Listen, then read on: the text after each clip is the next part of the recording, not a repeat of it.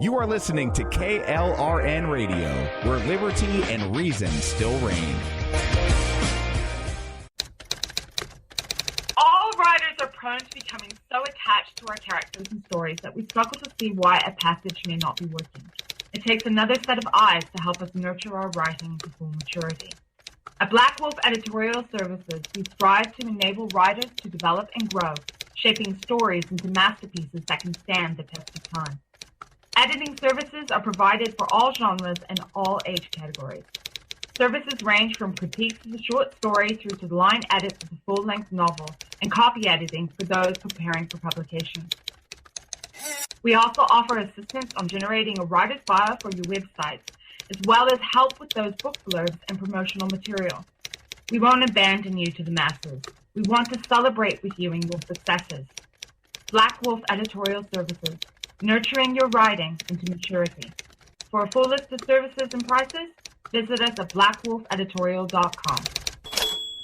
Individuals and businesses with tax problems, listen carefully. Do you feel like you're losing control over your finances? If you owe over $10,000 in back taxes or have unfiled tax returns, we can help you take back control. The IRS is the largest and most aggressive collection agency in the world, and they can seize your bank account, garnish your paycheck, close your business, and file criminal charges. Take control of your tax problems now by calling the experts at Tax Mediation Services and take advantage of the Fresh Start program and new laws that may allow us to negotiate a settlement for the lowest amount possible. Our team of tax attorneys and enrolled agents can stop collections and get you protected so you can take control of your financial future. Tax Mediation Services is accredited by the Better Business Bureau. Call now for a free case review and a price protection guaranteed quote. Call Tax Mediation Services now at 800-610-9050. That's 800-610-9050. 800-610-9050. KLRN Radio has advertising rates available. We have rates to fit almost any budget. Contact us at advertising@klrnradio.com.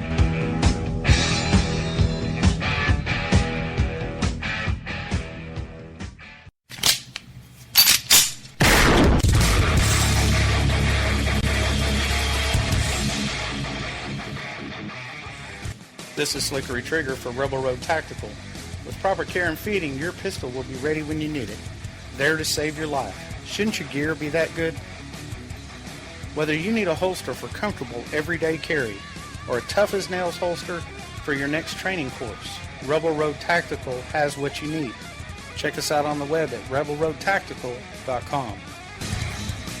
Tired of paying outrageous prices for Viagra? Well, we have great news for you. Now you can finally get Viagra at huge discounts. Healthy Man allows you to save up to $500 on Viagra. Why pay U.S. pharmacy prices of $15 per pill or more when you can get Viagra for less than $3 a pill? Call today and get 40 Viagra pills for only $99. This can cost as much as $600 at your local pharmacy. You can't afford not to call us. If you want Viagra at the lowest prices, never pay $15 a pill pharmacy prices again. Get Viagra for less than $3 a pill. Call 1-800-516-7602 today and save up to $500 and get 40 pills for just $99. Healthy Man is fast, easy, and affordable. Operators are waiting at 1-800-516-7602 to take your call right now. Call 1-800-516-7602. That's 1-800-516-7602. Again, 1-800-516-7602.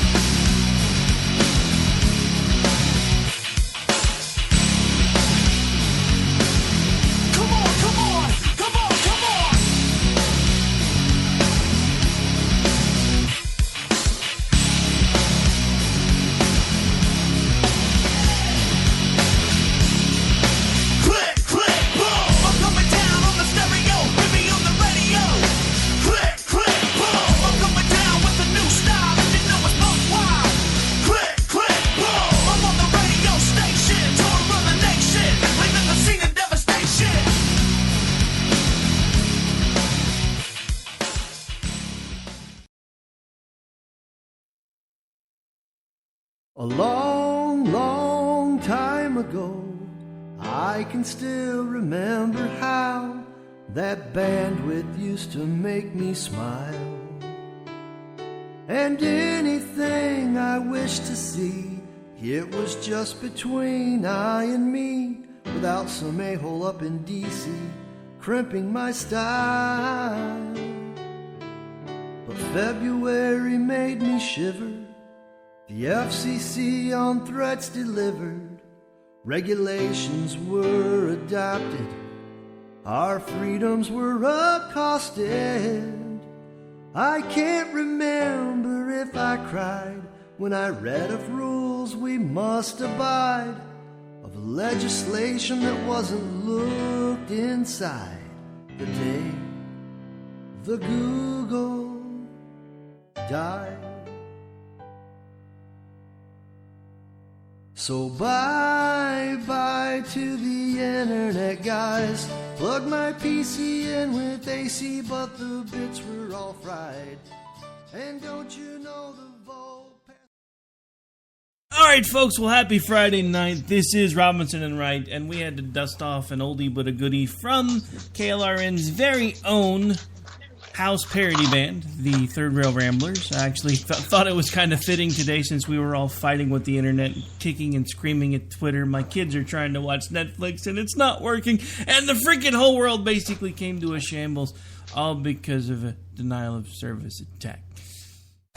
So yeah. Thought it was an interesting way to open the show, and it gave me an excuse to play a really cool song from a couple of friends. You guys may know them on Twitter as Two Cynic Al and Beaker, who actually came up with that concept. Al's the guy behind the mic. Beaker wrote the lyrics, and the rest is history, and I've been playing their stuff whenever they let me, as often as I can, ever since. So, yeah. And I haven't heard that in a while. It was great to hear it again. I just figured, the internet was half dead today. I thought it was kind of fitting. I mean, I couldn't play more than like 30 seconds of it because right now we're under review for iHeart and they're really cranky, so I had to behave myself. So, yay, fun times.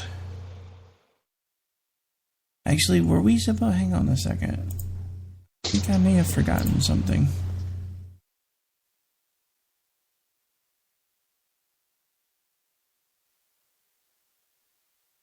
Were we supposed to have Susan Swift on tonight, or was that next week? I don't think it was completely arranged. I mean, if she calls it in, that'd be great. Well, she's asking, and I'm like, I don't know, because I thought we hadn't scheduled that yet. Hang on a second. Actually, why don't you talk for a second while I talk to her, and you can kind of keep people from hearing me type back and forth now that I'm really confused. Okay. Fun times. Well, fun times. Trainwreck Live Radio, folks. Times. Stay tuned.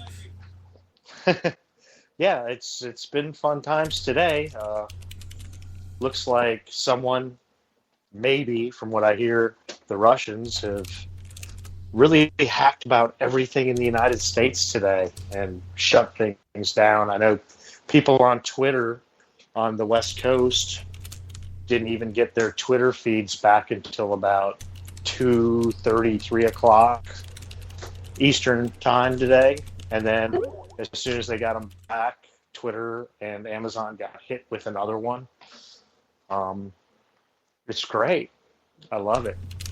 Our president gives away the internet, and now everything in the United States just gets hacked constantly. It's awesome. So there's that, and it's been quite a week. According to all the Trump supporters, Trump totally kicked butt the other night, and according to all the Hillary supporters, Hillary totally kicked butt in the debate the other night, which tells me that we all lost. At least all of us kind of here in the I don't even know what to call it, the in-between, I guess I would call it. What happened in the debate the other night? It turned into a Maury Povich, he said, she said, with a great moderator trying to control things in the middle. I thought Chris did an awesome job. In fact, he's on Fox News right now. I thought Chris Wallace did an excellent job. I thought he was the best moderator of the entire debate season. Actually, I think he's been the best moderator for a couple of debate seasons. Yeah, and he just he was like. It was like. I mean, I was thinking about it the other night after the round table. It's kind of like he was, and it's been this way with all the debates. It's kind of like he's a monkey handler trying to control two monkeys that aren't getting along, because no matter what they're talking about or what the subject is, it just comes back down to you're terrible, you know. And I'm done with it. It's over. The debates are over. I think, to be honest with you, I think everybody has made up their mind on exactly how they're going to vote. And I think it's just over with. And I want November 9th here so that we can all move on, you know, except for the alt-right that are threatening, you know, that if the outcome isn't the outcome, they're going to create a civil war. We'll see how that works out.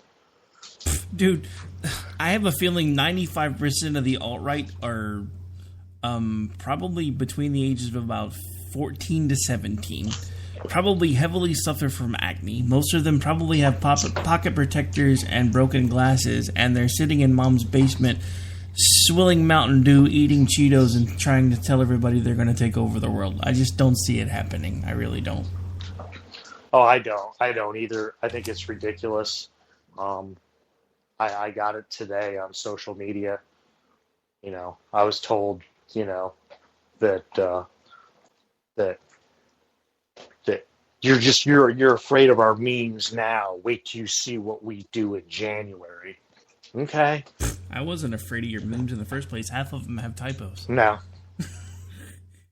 They have typos in them or a frog.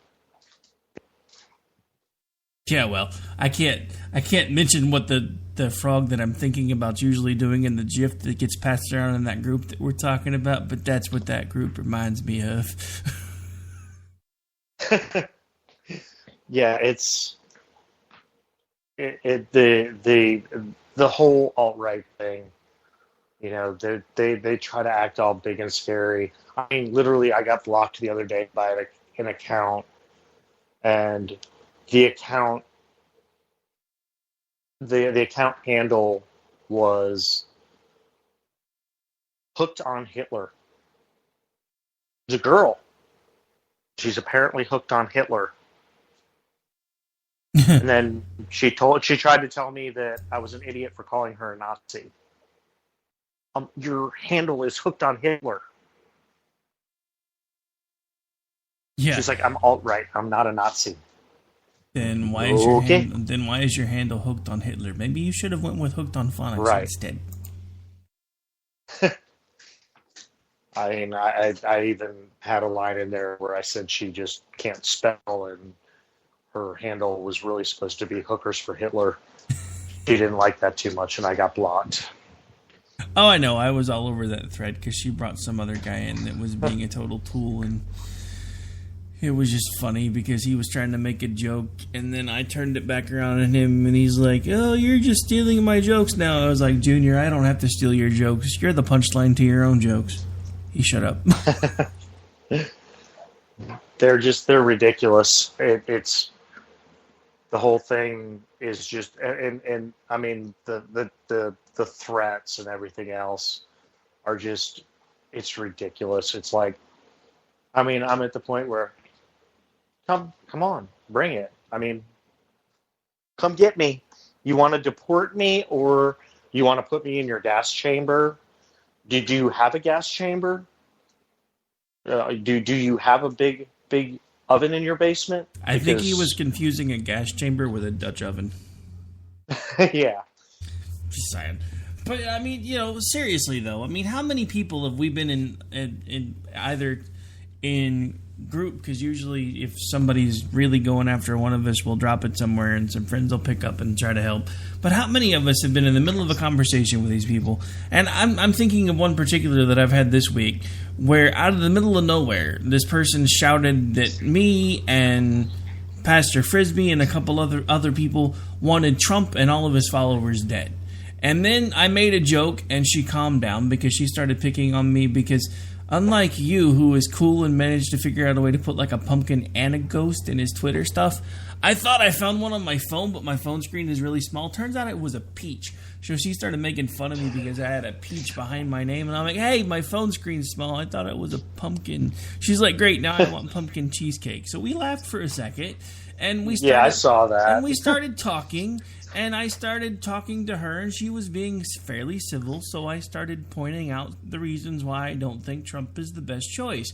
And then out of the middle of nowhere, she goes back to, you want me dead. And I'm like, so we've been talking now off and on for about 35 minutes. I've not yelled at you. I've not screamed at you. I've not called you a name a single time, and yet somehow you still think I want you dead. That's it. I'm blocking you. I don't hang out with people that have the delusion that I want to kill them. So you have a good day. Yeah, we talked cheesecake. I don't want you dead. I mean, literally. I mean, come on. Who talks about cheesecake and then says, "Okay, now that we've talked about the virtues of pumpkin cheesecake, you must die"? I mean, come on. And I mean, I don't know if you saw it. I think you did. I posted an article today.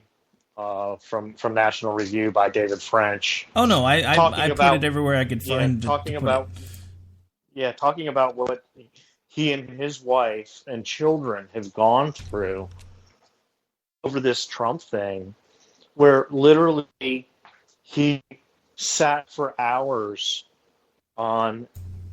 His wife works for the Washington Post, and she has her own website. And while she was out at a fundraiser, he sat for hours deleting posts on her website so she wouldn't see them, because they were all posts about how they have an African American child. I mean, truly African American child. They adopted her from Africa, and the posts were all. Yeah, we know what you did while your husband was in Iraq. You were doing black men and this and that and everything else. And on Twitter, posting stuff with pictures of their daughter in the gas chamber with Trump in a Nazi uniform getting ready to push the button. And all this stuff, everything they've been through and their lives being threatened.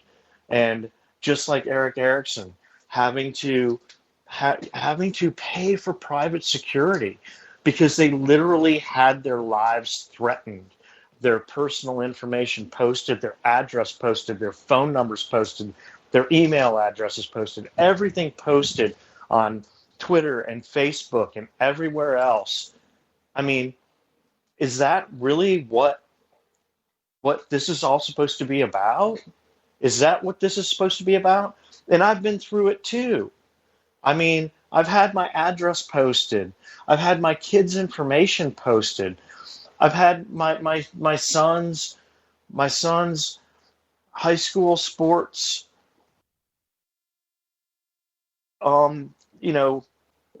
account posted. The account that's supposed to be there for him for recruiters to look at. I've had that posted. I've been told that my daughter is going to be raped after my address is posted. How am I supposed to take that? People go, "Oh, you need to chill out." Really? Do I need to chill out because people just said they're going to rape my daughter and at the same time they have my address? How am I supposed to chill out? This is not the way elections are supposed to work. Intimidation is the way an authoritarian government works. And that's exactly what we're looking at. I'm not even going to sit here and say it's Trump, but Trump doesn't denounce it. He knows what's going on. He has to know what's going on. His campaign knows what's going on. They see it. If you look at the first person to respond to his tweets on Twitter, on almost every single tweet, it's a Pepe meme Pepe Abbey posting, and you look at the account, it's an alt-right account. And then they act like it's not going on. They act like this stuff isn't going on. It is going on. I see it with friends. I've seen you and friends forced off of Twitter. We've seen friends take breaks from Twitter because their personal information is getting posted because they just don't believe in a candidate. Really? We're not allowed to think for ourselves in this country anymore?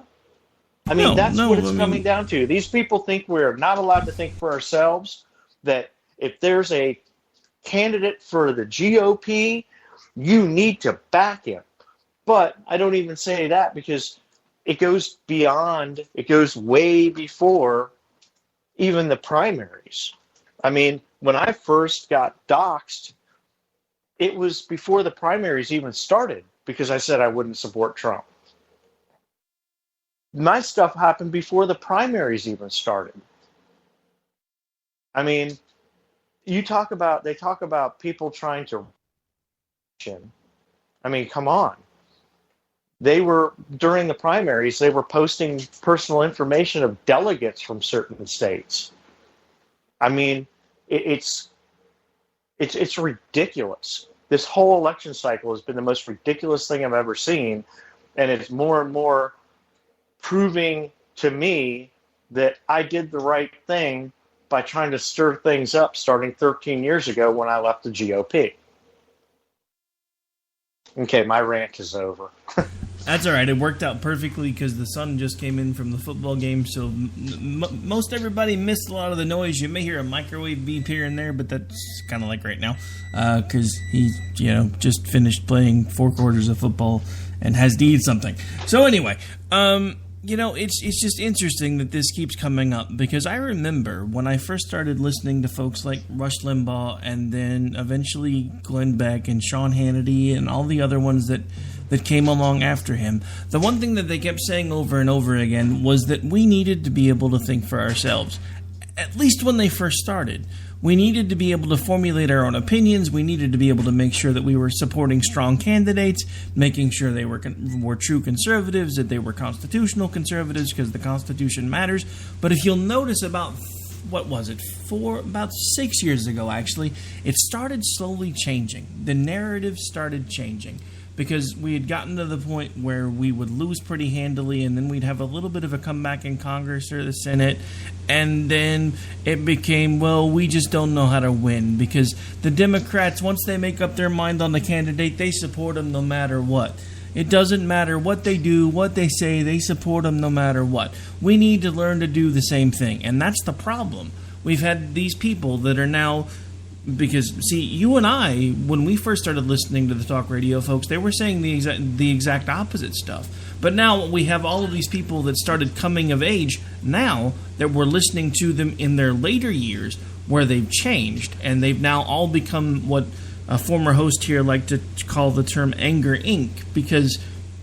let's face it, folks, if you really think that Sean Hannity and the rest of those folks have your best interest at heart, they don't, because they make millions of dollars off of keeping you angry. They make millions of dollars off of keeping you upset, and they make a lot more money when the Democrats are in power than they do when the Republicans are in power, because they don't have nearly as much fun to talk about because they're not really allowed to talk bad about their own party anymore. It's why they hate it when anybody else does it. It's why when Dan and I and the other folks that are part of the new media are like, look, all we're really trying to do is shoot it down the middle. You want the truth? Hillary sucks. You want the other truth? Trump sucks. We probably should have picked somebody else because the polls have had him down from day one. And yet you guys decided to go for him. Now it's our fault. But the simple fact of the matter is you were the ones that told us. You kicked in the door of the GOP. You threw us out. You said it was done. You said you were rebuilding it in your image. And you were happy because Trump was talking about burning it down. But the problem is, folks, you missed the part where he barred the door with you still inside and flicked and lit the match with you still in there. So while you're complaining that nothing's going the way you want, I'm bringing marshmallows. You don't like it? I don't care. Right. And case in point, you brought up Sean Hannity, and a friend of mine said something today, and she likes it when I do so. Give her a shout. Friend of mine, Jay, She brought up a point today. She said one of Sean Hannity's biggest sponsors is LifeLock. And then he's on the air on the radio praising WikiLeaks. Wait a minute. Your biggest sponsor is a company that guarantees you're on the internet, and you're praising somebody that has built their entire reputation on leaking stolen information from the internet. How much hypocrisy do you need? I mean, honestly, how much hypocrisy do you really need to see what's going on here?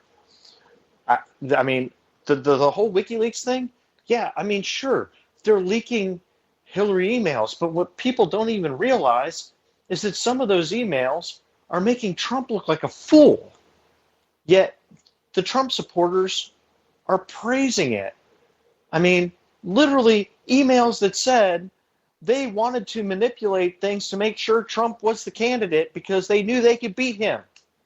And the Trump, oh, yeah, see, WikiLeaks, look at what Hillary did. Yeah, exactly.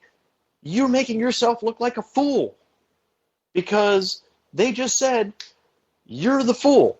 You got tricked. You got tricked by Hillary. But what everybody misses is the point that all of this stuff is it's leaked government information. They are grabbing government information and leaking it. They did it in Afghanistan. They did it in Iraq. They leaked the information on our troop locations, our troop movements, our troops' equipment. There are countries that are making our equipment now, including Iran, because they got the specs and plans from WikiLeaks. It's ridiculous that everybody is praising Assange. They're praising him like he's a hero. It's insane to me. This whole thing is just totally insane to me. And Sean Hannity, I really hope that one of his major sponsors, LifeLock, looks at this and says, why are we sponsoring this guy? He is going for everything we're against.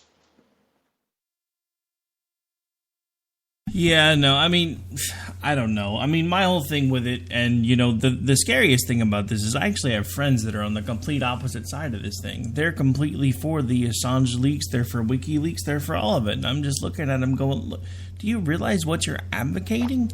It doesn't really matter how the information was gotten. The point is, we're finally finding out the truth. So let me put my private investigator hat back on for a second. It's something I haven't worn in a while, so I'm going to have to dust it off. But let me explain a few things to you that I've been trying to explain to friends of mine now for the last several weeks.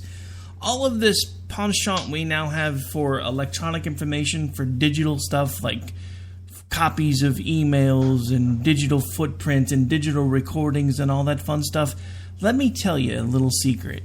Up until recently, that stuff wasn't even allowed in a court of law because it is very easy to manipulate. At some point along the way, it became common enough that now they're comfortable with it becoming actually part of the standard of what can count as evidence in a court case.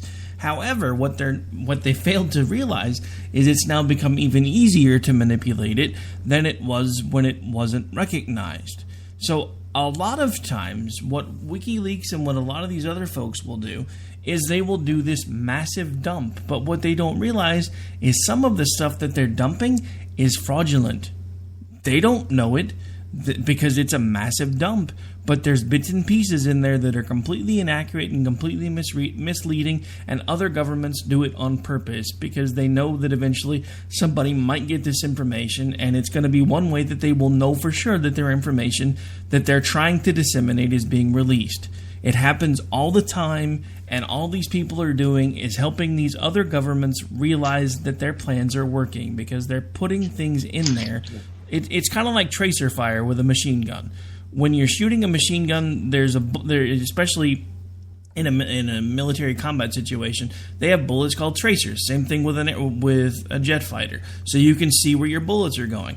These fake emails aren't necessarily a trap for the people that are releasing the information. They serve as tracers, because whoever's putting the information in there, when that particular email hits the market, they know that somebody got to the information they planted, some of which was accurate, some of which was completely damning, and some of it was completely crazy. And it's one of the ways that they can track that their information was released. Not only that, but if you look at some of these dumps, some of these things are completely insane, because WikiLeaks is presenting things that are supposed to be an email that look like they were done on a typewriter. I mean, really? But the thing about it is, how are we supposed to know if it's all digital information, what's actually legit and what's not? And I keep seeing all these stories about, well, WikiLeaks has never had to post any type of retraction for being wrong, blah, blah, blah. Of course not. They're not considered media. They're not required to do retractions. They don't have to say when they screw up. They're not required to, because everything they're doing is illegal. Do you think they're going to have to post a retraction? I mean, come on. Have we really gotten to the point where we are this stupid? I mean, I've seen that same story 5 times today from people that I know. They're like, for all you Hillary supporters, WikiLeaks has never once had to post a retraction about one of their stories being wrong. Well, of course not. Someone who's doing something that is considered illegal isn't going to post a retraction. It's kind of like the idea that gun control laws are going to keep criminals from getting guns. It just doesn't work. No, and it's, there is a reason why Julian Assange is in hiding. I mean, there's a reason for that. The reason for that is that he's doing illegal stuff. I mean, WikiLeaks is doing illegal things. I get it. I get the want and the need for people in this country to throw Hillary under the bus. I want to throw her under the bus too. But it comes down to, I mean, if we had done our job, if our government had done its job to begin with, Assange would have been out of the picture 6 years ago. He's literally an enemy of the United States. He is an enemy of the United States. I get, to a certain extent, I get people's want and need. I understand that. I'm as much anti-Hillary as they are. It's why I was anti-Trump. But it's what he's doing is illegal. And this whole Hillary thing will be over. The whole election will be over. And you know what he's going to move back to? He's going to move back to trying to draw out real information on the United States so he can release it so other countries can use it. That's what he does. That's what he does. He's trying to manipulate the election, is what he's trying to do. He wants the election process in this country to go away, which some of us may want, but it's the wrong way to do it.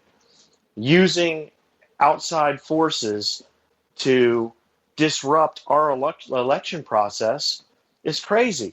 I mean, and now the Russians want to be able to monitor our elections.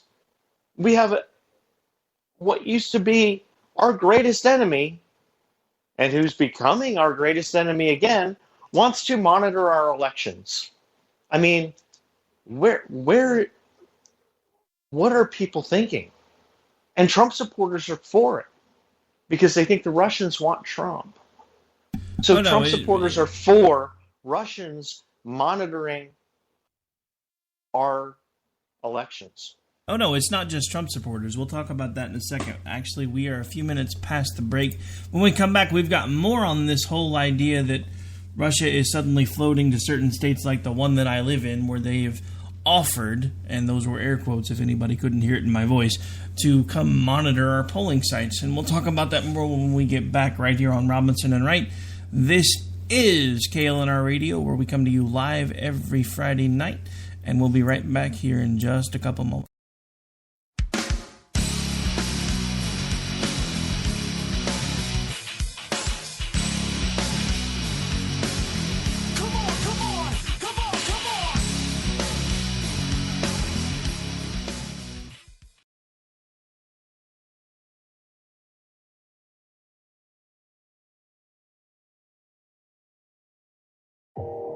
You are listening to KLRN Radio, where liberty and reason still reign.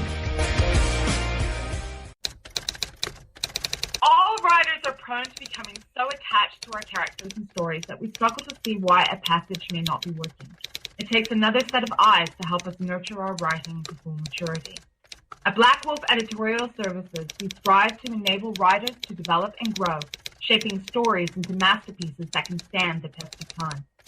Editing services are provided for all genres and all age categories. Services range from critiques of the short story through to the line edits of the full-length novel and copy editing for those preparing for publication. We also offer assistance on generating a writer's bio for your websites, as well as help with those book blurbs and promotional material. We won't abandon you to the masses. We want to celebrate with you in your successes. Black Wolf Editorial Services, nurturing your writing into maturity.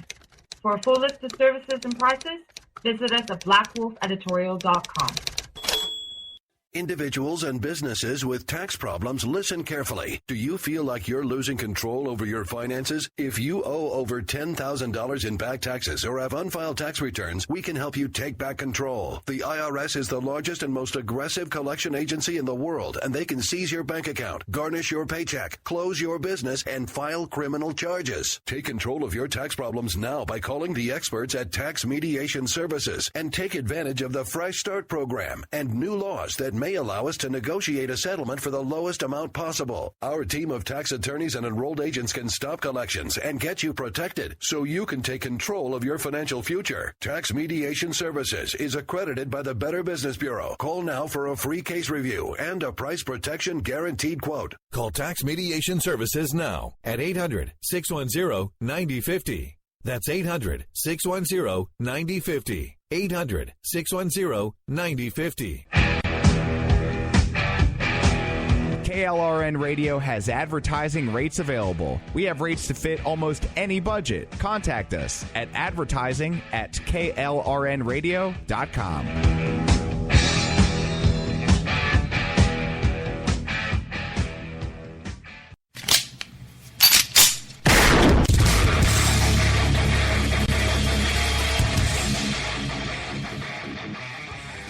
This is Slickery Trigger for Rebel Road Tactical. With proper care and feeding, your pistol will be ready when you need it, there to save your life. Shouldn't your gear be that good? Whether you need a holster for comfortable everyday carry or a tough-as-nails holster for your next training course, Rebel Road Tactical has what you need. Check us out on the web at rebelroadtactical.com. Tired of paying outrageous prices for Viagra? Well, we have great news for you. Now you can finally get Viagra at huge discounts. Healthy Man allows you to save up to $500 on Viagra. Why pay U.S. pharmacy prices of $15 per pill or more when you can get Viagra for less than $3 a pill? Call today and get 40 Viagra pills for only $99. This can cost as much as $600 at your local pharmacy. You can't afford not to call us. If you want Viagra at the lowest prices, never pay $15 a pill pharmacy prices again. Get Viagra for less than $3 a pill. Call 1-800-516-7602 today and save up to $500 and get 40 pills for just $99. Healthy Man is fast, easy, and affordable. Operators are waiting at 1-800-516-7602 to take your call right now. Call 1-800-516-7602. That's 1-800-516-7602. Again, 1-800-516-7602.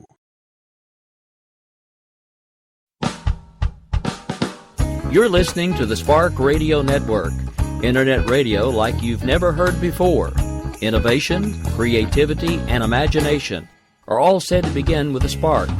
So fasten your seatbelt and take the ride of your life and listen for the spark.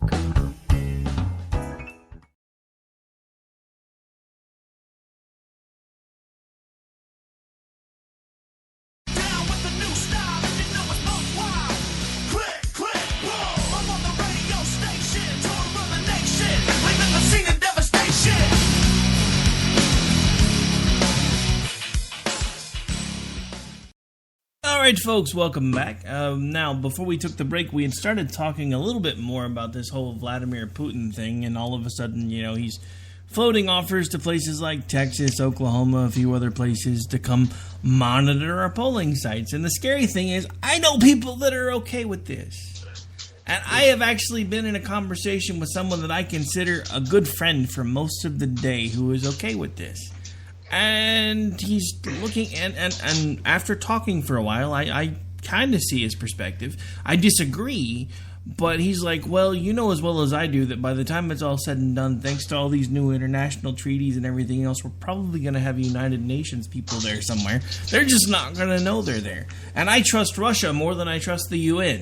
And my response to that was, okay, look, so let's just be completely honest, and I don't really care at this point if this pees in somebody's post toasties.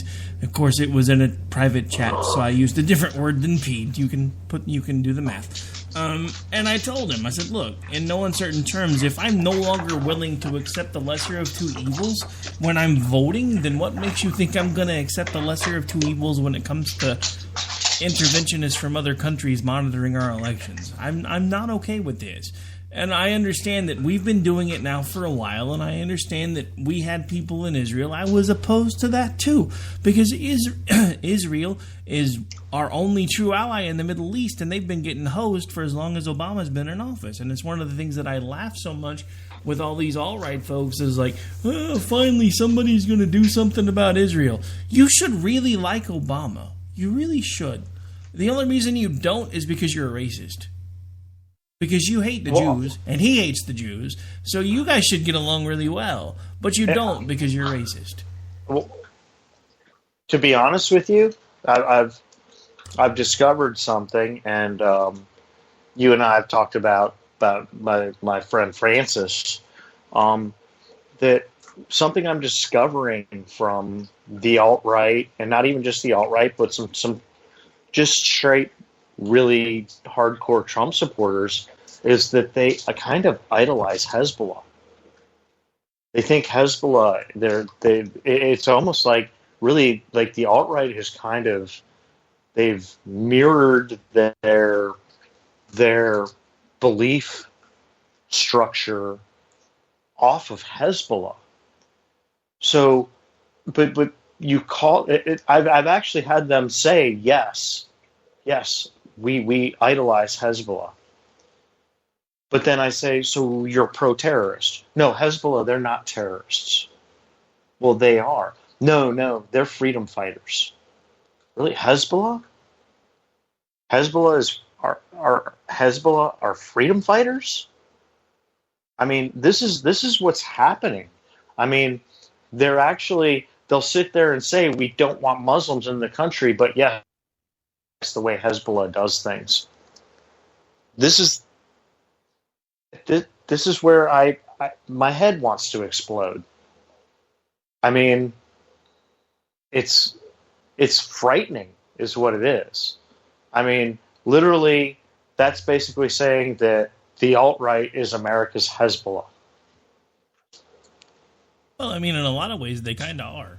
I mean, I'm not sure where the Black Lives Matters folks fit into this equation either, but I mean, that's the thing that I've been screaming now for months. We have both candidates, both tacitly tied to extreme terror groups, and everybody's okay with it. That's the part that boggles my mind. Whoever's supporting Hillary Clinton is fine with the fact that she's basically allied herself with people that will burn towns and loot things just because they're angry.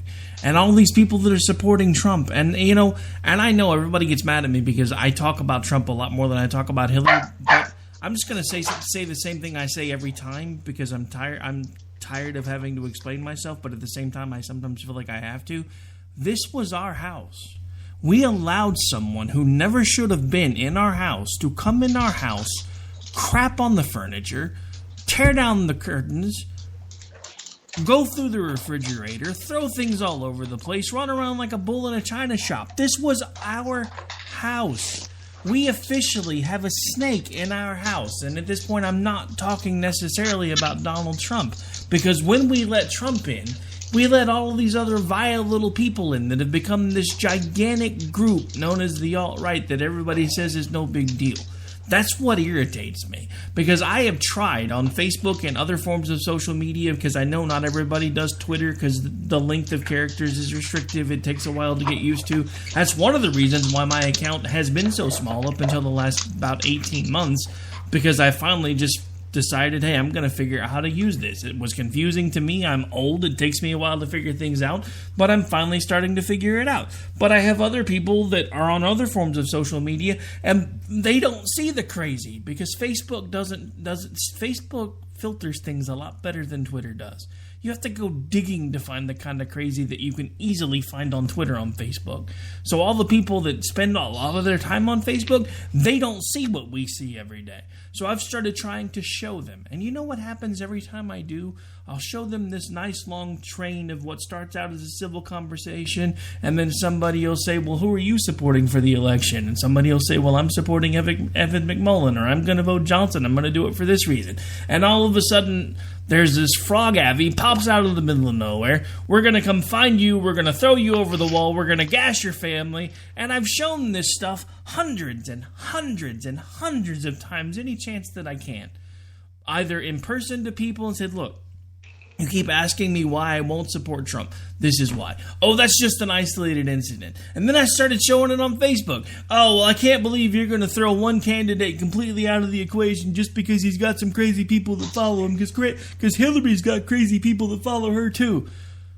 That's not my house. I don't really give a crap what the Democrats do, how they do it, or who they do it with. That's not my house. The GOP was supposed to be my house. I'd listen to people like Rush Limbaugh and Sean Hannity and everybody else tell me that we were the party that still believed in the Constitution. We were the party that wanted to put America first. We were the party that wanted to allow people to pick themselves up by their bootstraps, not keep being reliant on the government. But the problem is, at some point along the way, they stopped believing it. Because if they hadn't, they would have never floated this jackass. And it's just that simple.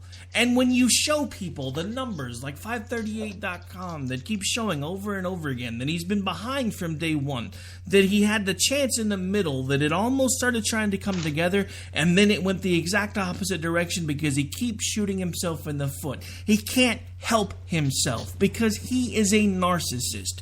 The problem with a narcissist, there are certain narcissists that don't care what kind of attention they get as long as they're getting attention, because their world is not the same if they're not the center of attention. And you can see this in him. This is the same guy that will be up tweeting people nasty, disgusting, vile things until 3, 4, 5, 6 o'clock in the morning when his handlers are all asleep. That's when Donald Trump actually gets control of the account. That's when you start seeing all the typos. That's when you start seeing all the caps locks. That's when you start seeing the 14 exclamation points. But this is the guy that we want to give access to the nuclear launch codes. And this is the guy that Vladimir Putin, for God's sake, says he wants to be president. Since when have we listened to any other country and said, oh yeah, that's a good idea, we should let Russia pick our president?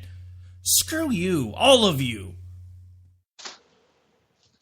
Yeah, and you brought up people saying, oh, that's just an isolated incident. That's just it's just a couple people. No, it's not, because it happens to me on, if not a daily basis, at least 3 or 4 times a week, where I'm literally told, we are coming for you, or we're going to hang you over the wall, or it's time for the gas chamber, boy. It's time for the gas chamber, Jew. And I'm not Jewish. I'm called that all the time. I'm called a Jew all the time. And you know what? I don't care if you call me that. It doesn't bother me. I mean, but to say that says something, and it's a consistent threat. And it's not a consistent threat from the same person. It's every time. Maybe it's the same person, it's a different account every time. But it's constant. And usually when it happens, it's 3 or 4 of them saying the same thing. This is not isolated stuff. It's stuff that is really happening, and it's a mindset that is really happening. I mean, I was in D.C. as a teenager in the 80s, and we had a fairly large skinhead movement. That was nothing compared to this. They have electronic means to organize, and they're organizing.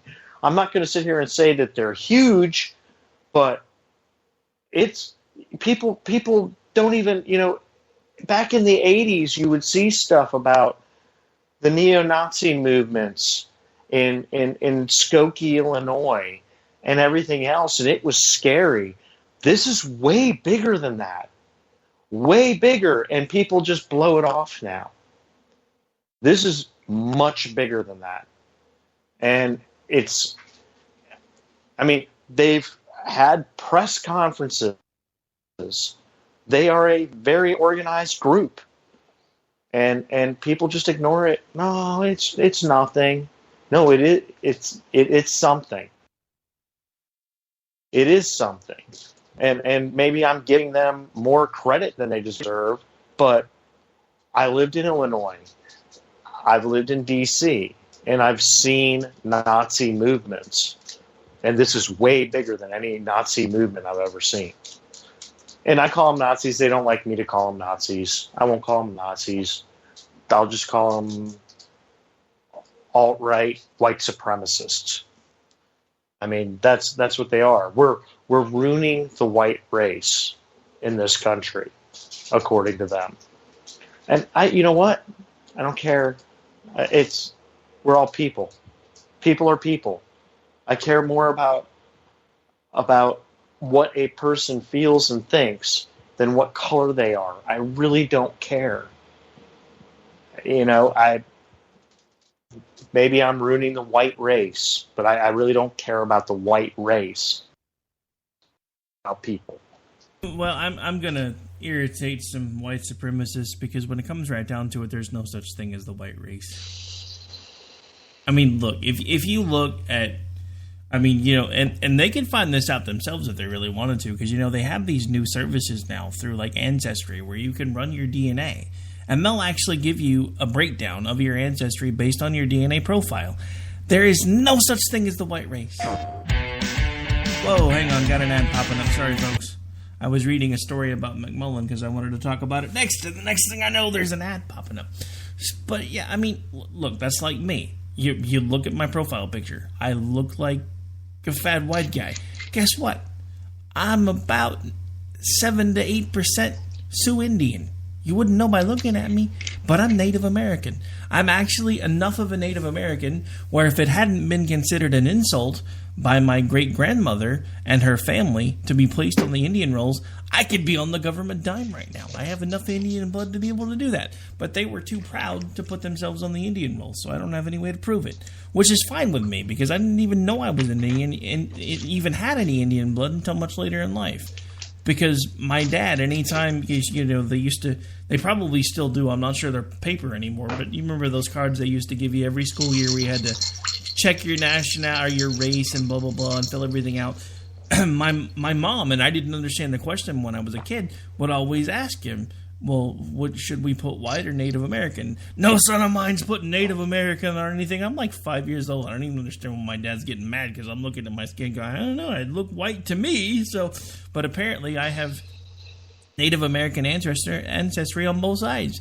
And I guarantee you, if all of these people that were talking about how pure the white race needs to be actually took the time to find out and study about their family history, they probably have a few things in their family tree they don't want to know about either.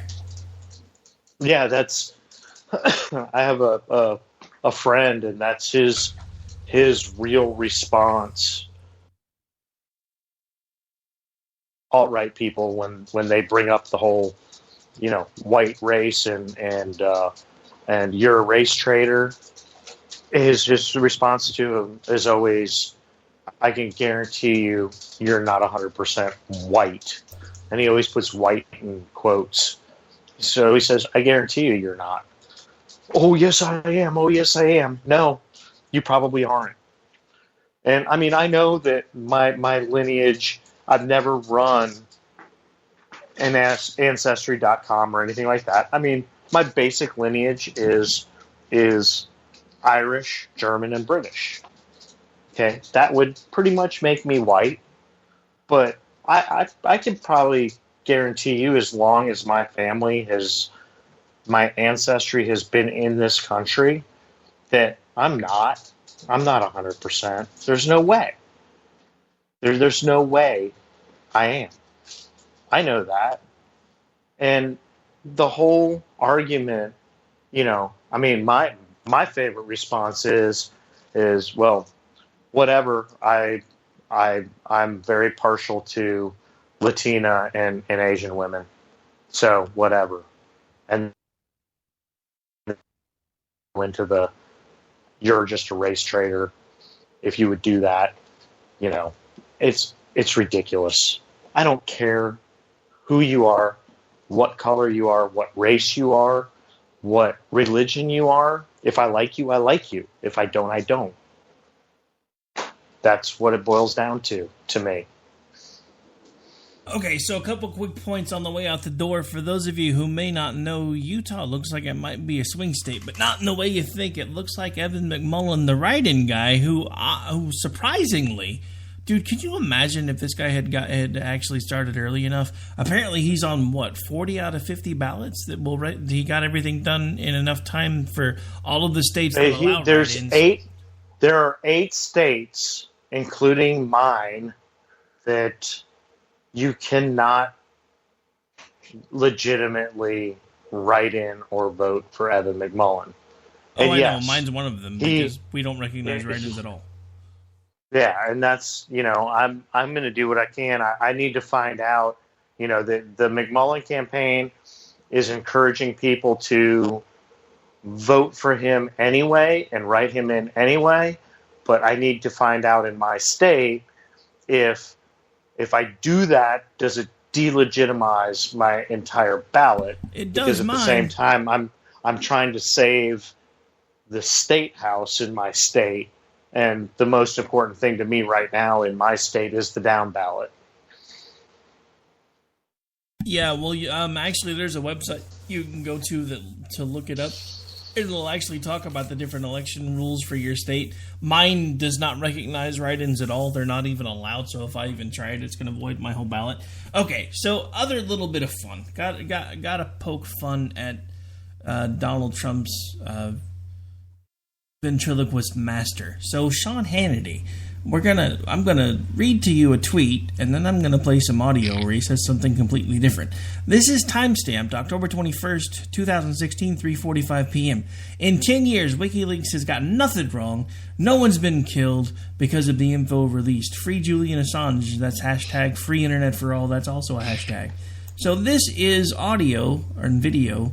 If it plays. 75,000 documents are released, including the names of 100 Afghans that are helping us privately. Now, this is from 2010. Taliban leaders. So all their lives have been put in jeopardy. Right. Then a couple of times, last month before, 390,000 classified documents. Now all of a sudden there's outrage because I think it was Ed Morrissey at Hot Air points out because, this embarrasses the Obama administration. This embarrasses Hillary Clinton. Right. So the fact that people may die didn't motivate them. In the early stages of this, when the guy, telegraphed that he was going to release a lot more of these. No. So, yeah, just a little bit of hypocrisy then and now moments on the way out the door. Because now that he likes the releases, he's all good with it. But when he wasn't so sure, he just put 10,000 people's lives at risk. And let's not forget, WikiLeaks actually placed American soldiers in harm's way with information they were releasing not too long ago. Nice to see your flip-flopping there, Mr. Hannity. All right, so anything else you want to touch on before we get out of here? We're at the top of the hour. Well, just what you just played. It just, Sean is doing exactly what he has complained about the Democrats for doing for years. He's doing the exact same thing. No, exactly. I've said it before. I said it the other night. It's the uniparty. They're all together. Just dump them. I wish everybody would just wake up and just dump them. Push for people like Evan McMullin. I'm not a giant fan of his, but at this point, you know what? The guy's got cojones. He stood up. And like you said, I mean, we're at I think 42 states now that can legally vote for him. That's pretty good. He's done a pretty good job. I commend him for that. And if I can get him on here in North Carolina, or if I can write him in, he's got my vote. Only because maybe we can block 2 idiots. Maybe. It's a possibility. Well, see, and that's the thing I've even been trying to explain to Trump supporters after I show them 538's website. I'm like, at this point, if you are a Trump supporter, you better start praying for a block. Because at least if there's a block, he has a fighting chance. And I said, I hope against hope that if it comes down to it, that Evan McMullin has enough votes that he becomes one of the 3 that's sitting in there, because we have a conservative House and a conservative Senate right now. So I'm pretty sure it'll probably wind up falling to either Trump or to him. But at this point, I'm just trying to make people understand, if we don't find a way to change something, Hillary's got the White House, folks. I actually, and I talked about this the night of the debate, the last debate, because it was when I heard it. I heard Sean Hannity use the past tense for the first time when he was talking about Hillary. There will be retribution from me for all of you that have helped elect Hillary Clinton. Even he knows at this point there's absolutely nothing that can be done unless there's some sort of a miracle, and it's just not happening. I've seen the alt-right doing their victory dances today because, of course, they've got their one poll out that puts Trump ahead. But if you look at all of the numbers and you crunch everything up and you and you look at it all, it's just not happening. It's not happening because we allowed. And I say we, even though I've never once voted for the man, and I'm not going to, but I was still part of the GOP until March. We allowed ourselves to be rope-a-doped by the media again. We did it with McCain. We, to a degree, did it with Romney, and then people wouldn't commit because, oh my God, he's a Mormon. The Mormons are the devil. Now you're literally trying to elect one of 2 devils, and each of you think that they're okay, but Romney was too far. Romney was the bridge too far. Are you kidding me? I don't. Yeah, and you brought up 538, and I'm sure you've noticed 538 has added McMullin to their data. Yeah, he's in there. He's in there now. He's actually starting to show up some. I think a lot of that has to do with the early voting information that they're starting to be able to put together. All right, we are officially long, folks. We have got to get out of here. For those of you listening live, if you want to stay tuned, we've got the Rhino Report coming up next. I will be live with you again tomorrow morning on Finding Common Ground, where for some reason I am completely insane and decide to share an hour with a liberal on a microphone, and usually we yell and scream at each other. But it is somewhat entertaining, so if you're up early, feel free to check it out. If not, come back for the podcast. We'll be back live Friday night, and then, of course, I'll be back with you Monday morning on America Off the Rails, where we go 5 mornings a week, and then, of course, Tuesdays and Thursdays, I'm on Jen and Rick at, 10 Eastern? And like I said, we got to get out, folks. Have a great rest of your night. Enjoy your Friday. Tomorrow's Saturday. For those of you that have weekends off, have fun. It's technically a weekend off from the day job, but I still work for 6 days a week. So, woohoo, fun for me. And everybody listen to Finding Common Ground. It's a fantastic show. Yeah, most of the time I wind up yelling at Bryce and he gets mad. So, yeah, it is what it is.